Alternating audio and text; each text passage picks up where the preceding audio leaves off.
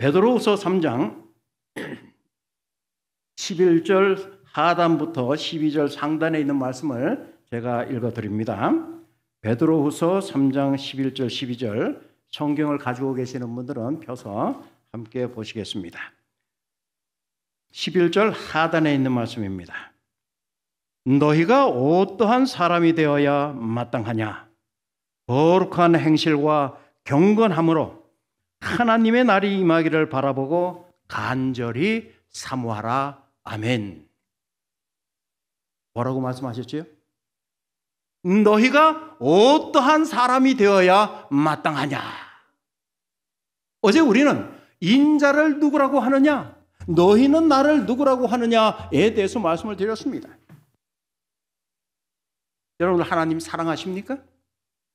여러분들이 하나님을 사랑하시는 것만큼 아멘으로 화답해 보시길 바랍니다. 그렇습니까? 더 뜨겁게 사랑하지 못하십니까? 하나님, 제가 하나님을 너무나도 사랑합니다. 그러나 내가 사랑하는 그 사랑의 범위를 생각해 보면 하나님께서 나를 사랑하시는 것에 10분의 1도 되질 않습니다. 아니 100분의 1도 되질 않아요. 하나님은 사랑이십니다. 하나님은 좋으신 분이십니다. 하나님은 선하신 분이십니다. 그런데 그 하나님께서 오늘 우리 자신에게 질문을 하고 계십니다. 여러분들 스스로가 나는 하나님 앞에 어떠한 사람이 되면 마땅하시다고 생각하십니까? 지금 하나님께서 나를 내려다 보실 때 그래 그 정도만 되면 되었다. 우리가 자주 반복하는 성경절이 있죠. 내가 작은 일에 충성하였음에 큰 일, 큰 것으로 내게 맡기리니. 우리가 성의만 보이면 내가 할 수 있는 최선의 그 열심을 보이기만 한다면 하나님께서는 그보다 더 큰 것으로 채워주시겠다고 약속을 하셨습니다. 그러한 상황 가운데서 우리는 지금까지 신앙의 길을 걸어오고 있습니다. 그런데 그런 우리에게 디모데후서 3장 1절에는 뭐라 그랬죠? 내가 이 세상의 상황에 대해서 알라, 마지막 때에 대해서 알라라고 경고를 합니다. 그러면서 2절로부터 4절까지는 18가지의 오늘날의 사람의 모습을 그리고 있습니다. 18가지를요. 가장 위에 나타나는 것이 자기를 사랑하며. 하나님, 내가 내 자신을 사랑하는 것이 무엇이 잘못입니까? 무엇이 잘못되었습니까? 하소연하고 싶을 때도 있어요. 그런데 그 두 번째 보면 돈을 사랑하며 그랬습니다. 우리 하늘가정 여러분, 여러분들 돈을 좋아하십니까? 돈을 사랑하십니까? 돈을 미워하십니까? 좋아하시죠? 우리가 돈을 좋아하는 이유가 있다면 왜 좋아하십니까? 제가 가끔 한 번씩 제 아내에게 그래요. 돈이 좀 여유 있게 풍성했으면 편안은 하겠다라고 하는 이야기를 합니다. 그런데 제 아내는 그것조차도 뭐라 그래요? 그 발상부터 잘못되었다고요.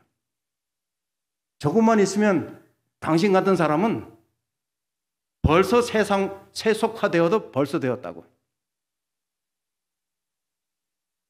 사실 돈이라고 하는 것은 우리의 생활수단에 많으면 많을수록 좋겠다라고 하는 상식선에서의 이야기는 할 수가 있습니다.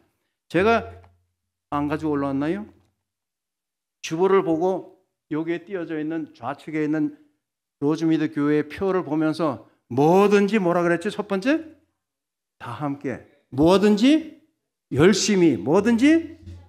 그런데 여러분 뭐든지는 아닙니다. 뭐든지가 아니고 제가 이렇게 봤을 때는 해야 될 것은 어떻게 해요? 다 함께.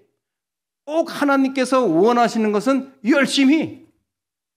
수정하라고 하는 것은 아닙니다. 여러분들이 그 의미를 다 뭐 알고 하시는 말씀이니까 그저 제가 드리는 말씀이지만은 정말 우리는 다 함께 라고 하는 이 사상 자체가 요즘은 어떻습니까? 하기 힘들어요. 다 개인 사상이 중요하고 더 강하고, 그래서 심지어 내가 어떠한 내용을 제안했을 때 내 제안대로 그 그룹이 움직여주지 아니하면 어때요? 기분이 나빠요. 마음이 상합니다.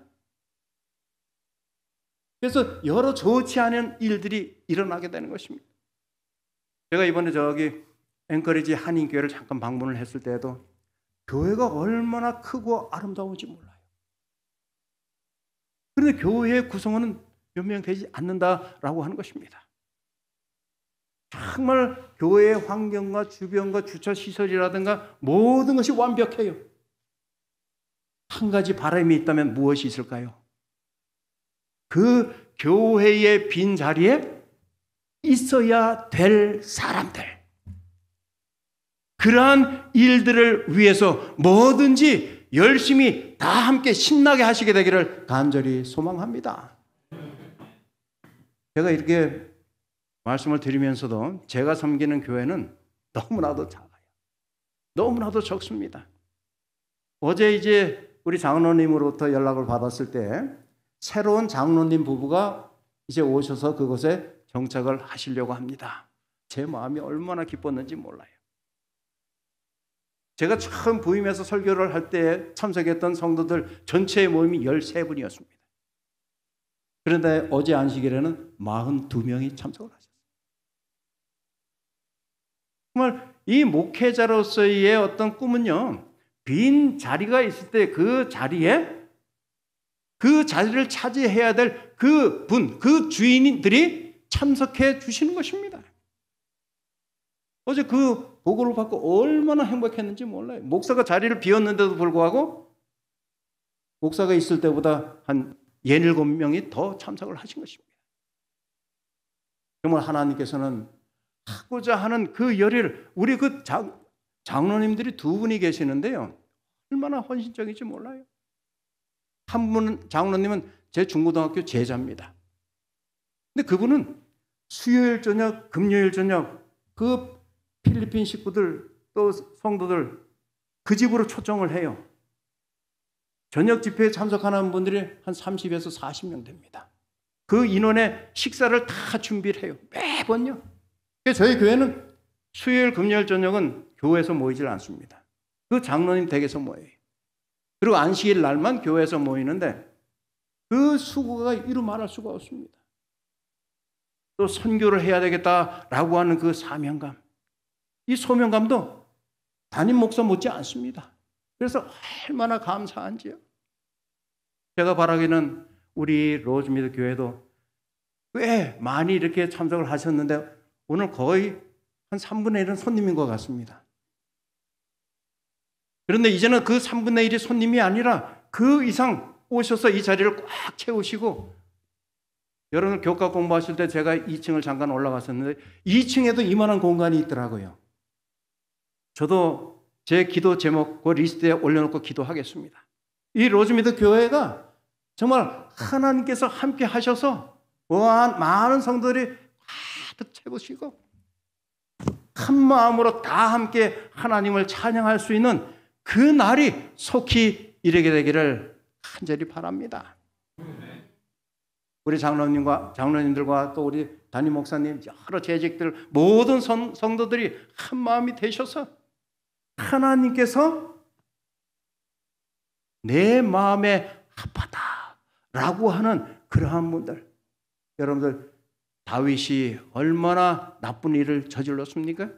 그런데 하나님께서는 회개한 그를 보시고 뭐라고 말씀하셨어요? 너는 내 마음에 합한 사람이라.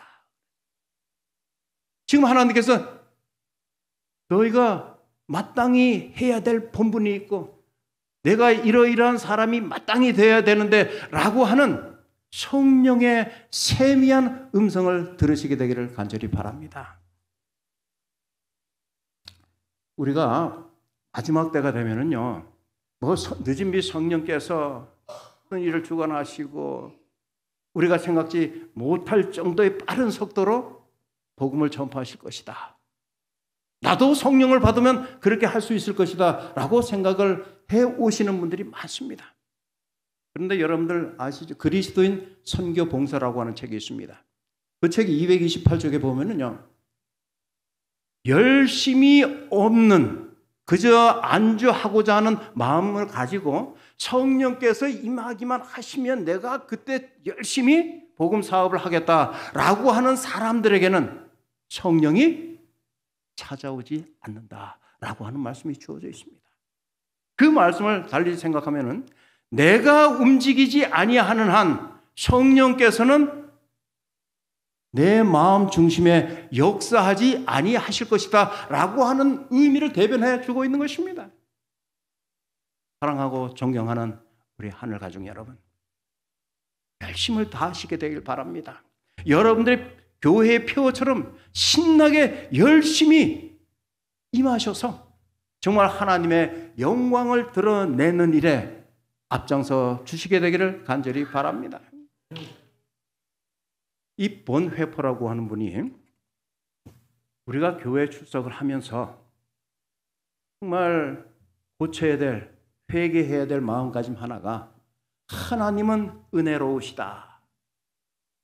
나는 은혜 가운데 거하고 있다. 거기까지는 틀린 말이 아니에요. 그렇죠? 여러분, 오늘 내가 호흡을 하고 있는 것도 뭡니까? 하나님의 은혜예요. 저는 제일 먼저 일어나면은 매일 아침 그렇습니다. 하나님, 감사합니다. 왜요? 오늘도 호흡할 수 있는 힘을 주시고 아직까지 생명을 지켜주시니 감사합니다. 라고 기도합니다. 우리가 하나님의 은혜라고 표현하면서 거기까지만 생각하면 그다지 도움이 되질 않아요. 그 이후에는 하나님의 은혜 가운데 거하면서도 하나님의 뜻보다는, 하나님께서 원하시는 것보다는 누가 원하는 걸 더 많이 하고 살아오셨습니까? 내가. 그렇죠? 여러분들 한번 조용히 가슴에 손을 얹고 한번 생각해 보시겠습니까? 내가 지금까지 삶을 이렇게 생각해 보면 하나님께서 원하시는 삶을 살았는지, 아니면 나의 이 세상에서의 행복하고 또 아니가 되는 그 삶을 추구해 왔는지 누가 제일 잘 압니까? 자기 자신이 제일 잘 알아요. 여러분들이 생각하실 때 목사는 어떻다고 생각하십니까? 목사는 하나님께서 원하시는 그 방향의 삶대로 더 많이 생활해 왔겠지라고 지레 짐작하시죠? 뭐 그런 목사님들이 많을 겁니다. 근데 제가 제 자신을 잘 알아요. 어제 저녁에 잠깐 표현했지만 이 목회를 안 하려고 2번이나 도망갔잖아요. 여기 저 친구가 웃고 있는데 저 친구랑 필리핀으로 도망갔어요. 공부하러가 아니라 목회를 그만둬야 되겠다. 목회를 그만두면 어쨌든 먹고는 살아야 되니. 그래서 저 친구는 거기서 치대를 좀 공부하고 저는 약학을, 저도 치대를 하다가 저하고는 안 맞는 것 같아서 이제 약학을 전공했지만은, 그래서 저 친구는 다시 미국에 와서 로마린다에서 치대를 공부하고 이제 치과 의사가 됐어요. 아까 잠로 소개되었는데 신학을 전공하지는 않았습니다. 경영학을 전공하고. 근데 지금 샌프란시스코에서 한 2시간 떨어진 곳에서 클리닉을 운영하고 있는데 제가 오늘 이곳에 온다고 하니까 이제 거기서부터 내려온 겁니다. 얼마나 고마운지 몰라요. 근데 이렇게 생각해 보면은 나의 방식대로, 내가 원하는 대로, 하나님의 방식이 아닌 그러한 삶을 얼마나 많이 살아왔습니까? 사실 이 이야기를 꺼내고 시작을 하면 무수한 경험들이 많습니다. 제가 필리핀 삼육대학 보건학 교수로 있으면서 당시에 미국은 제가 잘 모르겠습니다. 필리핀은 MD, 의사들은요, 기본적으로 퍼블릭 헬스 석사 학위까지는 공부를 합니다. 같이. 그래야 인정을 좀 해주고 환자들이 많이 가고 해요. 그런데 이 친구가, 제가 박사과정에서 가르치고 있었는데 박사과정에 그 친구가 들어왔어요. 그래서 제가 질문을 했지요. 아니, 보통 석사까지만 하는데 어찌 박사과정을 하려고 하느냐. 자기 스스로가 내가 왜 의사를 하고 있는지, 또 퍼블릭 헬스 석사까지 내가 왜 마쳤는지 아무런 목적 의식 없이 살아왔습니다. 그래서 제가 이제 목사인 것도 알고, 제가 이 학위가 2개이기 때문에 신학과와 보건학을 같이 가르치고 있었어요. 그래서 이 친구가 목사이면서 교수이기 때문에 상담을 좀 하면서 보건학 박사 과정에 등록을 했습니다. 그래요. 그래서 그 친구와 더불어서 쭉 시간을 보냈는데, 이 친구가 돈을 벌기 위해서 의사가 되었지만은 이 필리핀이라고 하는 것이 의사가 돈을 많이 벌지 못합니다.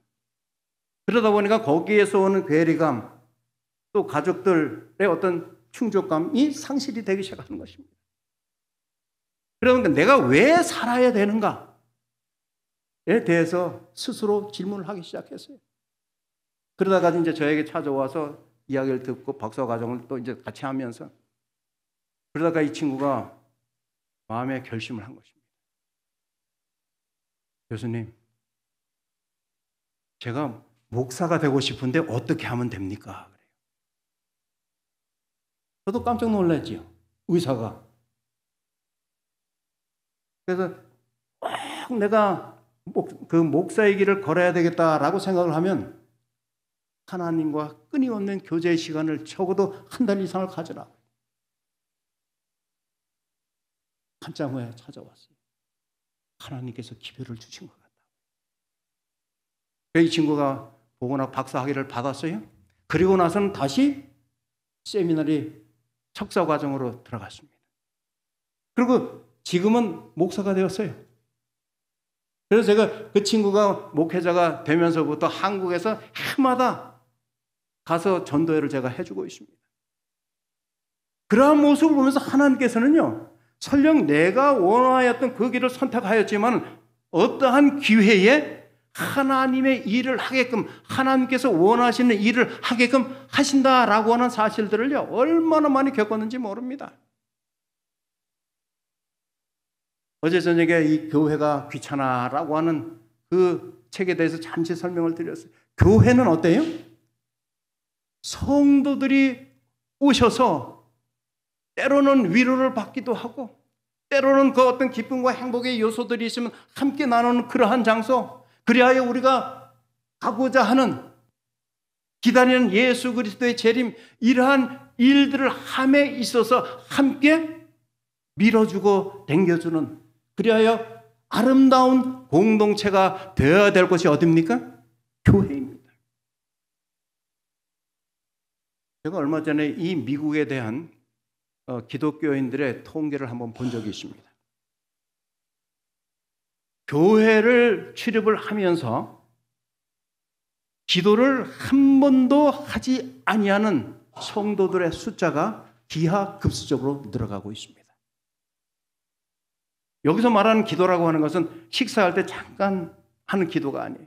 개인적으로 하나님을 만나는 그 시간, 그 기도의 시간이 일주일에 한 번도 없고, 때로는 한 달에 한 번도 없다라고 표한, 말 그대로 교인들이 꽤나 많습니다. 여러분들은 어떠십니까? 매일 하나님과 교제 시간을 갖고 계십니까? 가지셔야만 됩니다.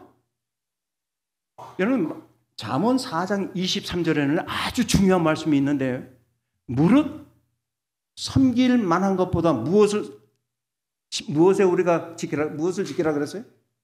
내 마음을 지키라 그랬어요. 왜요? 그 뒤에 있는 말씀은 그 마음에서 무엇이 난다고요? 생명의 근원이 나기 때문에.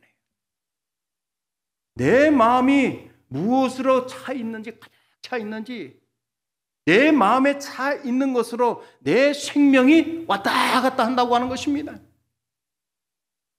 창세기 2장 7절에는 하나님께서 흙으로 사람을 빚으시고 만드시고 그 코에 생기를 불어넣으시니 무엇이 되었다라 그랬어요? 생명이 된다. 리빙 소울이 된다 그랬어요. 여러분들이 지금 살았다 죽었다를 무엇으로 여러분들은 판단하십니까? 예? 우리 문 집사님, 사셨습니까? 죽으셨습니까? 무엇으로 증명하시겠어요? 버브 있고. 리빙이 뭐예요? 움직인단 말이에요. 가만히 있으면 뭐예요? 반대로 죽었다. 여러분들 어리셨을 때 죽었니? 살았니? 죽었다. 그런 게임 해보셨죠? 죽었다 그러면 어떻게 해야 되고요? 가만히 있다가 살았다 그러면 도망가고요. 우리는 하나님 앞에 살아있는 존재가 되어야 됩니다. 그저 조용히 그 자체가 살아있는 것이 아닙니다. 내가 생활하고 있는 그 공간, 주변 상황이 어떠한지를 여러분들 스스로가 마음의 문을 통하여 깨달으셔야 됩니다. 일본 사람들이요, 관상용으로 키우고 있는 그 잉어과에 해당하는 물고기가 있습니다. 코이라고 하는 물고기 들어보셨습니까? 코이. 그래서 그 코이에 의해서 코이의 법칙이 탄생이 되었어요. 이 코이라고 하는 물고기가요, 작은 어항 같은 데에서는 그 크기가 3에서 5cm, 8cm 밖에 자라질 않습니다. 아주 적어요. 그런데 이 물고기가 수족관이나 좀 더 큰 공간에서 키우게 되면요, 15에서 30cm까지 커집니다. 그리고 이 물고기를 저수지나 강에서 자라게 하면요, 150cm까지 자랍니다. 150cm면 얼마나 큽니까? 웬만한 어린아이 크기보다 훨씬 더 크게 자라요. 그래서 유심히 지켜봤어요. 그 유심히 지켜본 결과 그 성장 호르몬이 억제를 하는 것입니다. 왜요? 내가 여기서 더 크면은 내가 살 수가 없으니까 자기 스스로 억제 호르몬을 분비해서 그 주변 상황에 맞게 만드는 거예요. 공간이 크고 생활할 만하다 하면은 억제 호르몬을 조금 더 어떻게 해요? 그래서 1m 20, 1m 50까지도 크는 것입니다. 우리의 믿음의 양도 마찬가지예요.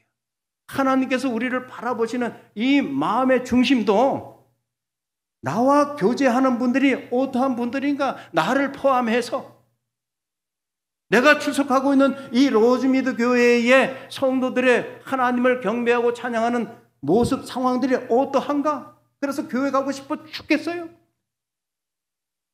여러분들 엿새 동안 열심히 일하시면서 얼마나 힘드셨습니까? 그 힘들고 피곤한 마음을 누구한테 위로받기를 원해요? 하나님께 위로받기를 원해요. 또 성도들과 교제를 통하여서 해소하고 싶습니다. 근데 교회 갈 날이 다가오면 다가올수록 아이고, 내가 또 저 인간을 또 봐야 되나? 그런 적은 없으셨습니까? 그래서 교회 가기가 불편했던 적은 없으십니까? 제가 바라건대 우리 로즈미드 교회는 그러한 분들이 한 분도 안 계시게 되기를 간절히 바랍니다. 그저 안식일이 다가오면 다가올수록, 어떠한 모임이 다가오면 다가올수록, 그래, 내가 빨리 가고 싶어, 빨리 만나고 싶어. 그래야 내 마음속에서 엔돌핀이 흘러나와서, 아까 제가 저기서 들어올 때 보니까 몇 분들이 거기서 아주 행복한 시간을 보내고 계시더라고요. 그래요. 바로 이 교회라고 하는 것은 그렇게 마음 편하게 대화할 수 있는, 그리하여 사랑이 왔다 갔다 할 수 있는 장소가 되어야만 하는 것입니다.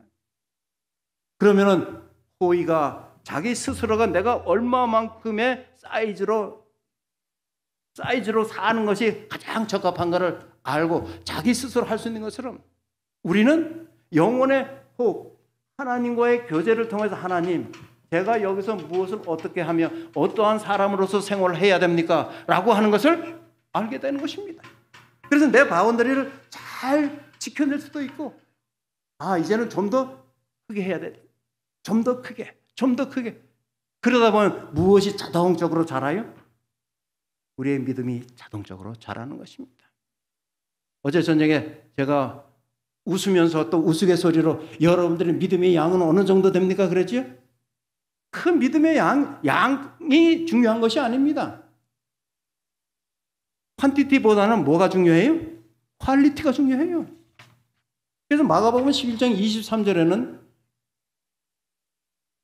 내가 믿는 바를 인정하고 받아들이는 그 자체의 삶이 진행되다 보면은 그대로 된다라고 하는 말씀이 있습니다. 그래서 이 산이 들려 바다에 옮길지라도 이쪽에서 저쪽으로 간다 할지라도 그런 미서여기를 사용하면서 결과적으로는 작은 믿음이라도 내가 말한 대로 이 개신교의 지용수 목사님이라고 하는 분이요. 우리가 말한 대로라고 하는 책을 썼습니다. 그 책을 쭉 읽어보니까요. 짧게 요약하면 내가 무슨 말을 하느냐에 따라서 그 사람의 상태가 달라진다고 하는 것입니다. 내가 부정적인 말을 하게 되면, 내가 불평의 소리를 하게 되면, 내가 비난의 소리를 하게 되면 내 마음이 그만큼 힘들어진다. 그런데 내 입을 통하여 나가는 그 말 한마디 한마디가 믿음의 말이 되어진다면 나뿐만 아니라 그 내 입을 통하여 나오는 단어, 말을 듣는 사람들조차 믿음이 성장해질 것이다 라고 하는 그러한 내용으로 책을 썼습니다. 그렇습니다. 내가 무엇을 생각하느냐, 내가 무엇을 말하느냐, 이것은 상당히 중요해요. 여러분, 하나님 앞에 마땅히 어떠한 분이 되시겠습니까? 사실 하나님 앞에 마땅한 사람은요, 사도행전 1장 8절에 말하고 있는 것처럼 증인이 되는 것입니다. 사도행전 1장 8절 여러분 다 암송하시잖아요. 성령이 내게 임하시면 우리가 뭐예요? 무엇을 받고요? 성령을 받고요. 그 다음에요, 예루살렘과 온 유대와 사마리아와 더 나아가서는 땅끝까지 이르러 누구의 증인이 된다고요? 하나님의 증인이 된다고. 하나님 앞에 우리가 마땅한 사람이 어디까지 되어야 되느냐? 증인이 되시는 것입니다. 증인이 되기 위해서는 하나님 앞에 어떠한 사람요? 정직한 사람이 되셔야 됩니다. 정직한 사람. 오늘날 이 정직한 사람 찾아보기가 쉽지가 않습니다.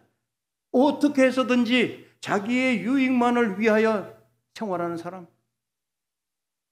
제가 이 필리핀에서 근 20년을 생활을 했습니다. 살인사건, 무슨 사기사건 다 보면은요, 한국 사람들이 죽어나가고 한국 사람들이 사기를 당하는 것은요, 누구에 의해서인 줄 아십니까? 미국은 제가 잘 모르겠어요. 외국 사람, 미국은 미국 사람들에 의해서 한국 사람들이 사기를 당합니까? 한국 사람들에 의해서 한국 사람이 사기를 당하고 한국 사람들이 청부업자를 통하여 살인을 지시하고 돈 얼마 지어주고 그 사람을 죽이고 그래서 자기의 이권을 챙기고 그러한 일들이 비일비재했습니다. 이런 뉴스를 통하여 보셨는지 모르지만은 한국 사람이 청부업자를 통하여서 3명을 죽여서 자기가 살고 있는 집 마당에 땅을 파서 묻어버리고 콘크리트 발라버렸어요. 그러한 일들. 정말 이 정직하지 못한 삶이 우리 주변에 얼마나 많은지 모릅니다. 여러분들 잘 기억해 주시면 고맙겠습니다. 하나님 앞에 마땅한 사람이 되기 위해서는 증인이 되어야 되는데 그 증인의 첫 번째는 뭐라고요? 정직한 사람입니다. 정직한 사람. 두 번째는 하나님에 대하여 정확히 아셔야 됩니다. 하나님에 대하여 정확히 아셔야 돼요. 요한복음 17장 3절에는 영생은 뭐라고 설명하고 있죠? 그의 보내신 자 예수 그리스도를 아는 것과 그 참 아버지를 아는 것과 아는 것에 대해서 포커스를 맞추고 있습니다. 내가 하나님을 얼마나 알고 있는지, 그런데 그 알고 있는 것이 정말 올바르게 알고 있는 것인지 여러분들이 스스로 한번 점검을 해보시게 되길 바랍니다. 그리하여 그러한 모습 속에서 우리가 하나님 앞에 증인이 된다면 아, 너는 마땅한 사람이 되었구나. 요한복음 1장 47절에는 뭐라 그랬어요? 예수님께서 나다나엘에게 뭐라 그래요? 너는 참 이스라엘 사람이라. 사랑하는 성도 여러분, 하나님께서 여러분들을 바라보실 때 너는 참 나의 자녀라. 너는 참 이스라엘 백성이라. 그러한 칭찬을 들으시게 되기를 바랍니다. 마지막으로 갈라디아서 2장 20절 여러분 잘 아시죠? 어떤 말씀이 있습니까? 내가 그리스도와 함께 십자가에 못 박혔나니 이제는 내가 사는 것이 아니라고요. 내가 그동안 마음속에 간직했던 고집을 좀 버리시길 바랍니다. 자부심을 좀 버리시길 바랍니다. 이기적인 마음을 버리시길 바랍니다. 아울러서 마태복음 16장 24절로 기억을 하는데 예수님께서는 내가 정말 나를 따라오려거든 뭐라 그랬어요? 첫 번째는 너 자신을 부인하라 그랬어요. 너를 부인하고 그 다음에 자기 십자가를 지고 나를 따르라고요. 여러분들은 예수님을 따르는 분들 아니십니까? 이미 여러분들 스스로를 부정하신 분들입니다. 여러분들 부정하시고 내 마음 안에 예수의 마음으로 가득 차 계신 분들입니다. 그렇게 믿어도 괜찮지요? 고맙습니다. 그리고 자기의 십자가를 지고 예수 그리스도를 따르라고요. 여러분이 갈라디아서 2장 20절과 마태복음 16장 20절을 이렇게 연관시켜서 연구를 하다 보면 참 기묘한 신학들이 나타납니다. 말틴 루터가 16세기에 이 십자가 신학이라고 하는 그가 용어를 붙인 것은 아니지만 사상적으로는 그 내용이 무엇인가 이대로는 안 되겠다라고 하는 상황 속에서 나타난 것입니다. 그것이 지금까지 계속 흘러내려와요. 사랑하고 존경하는 우리 로즈미 교회 하늘가족 여러분, 하나님 보시기에 하나님께서 마땅히 원하시는 그러한 분들이 되셔서 이 로즈미드 교회가 날마다 하나님께 찬송과 영광을 돌리시며 성도들 간에는 아름다운 교제가 일어나서 이 자리가 가득 차게 되시기를 주님의 이름으로 축복합니다.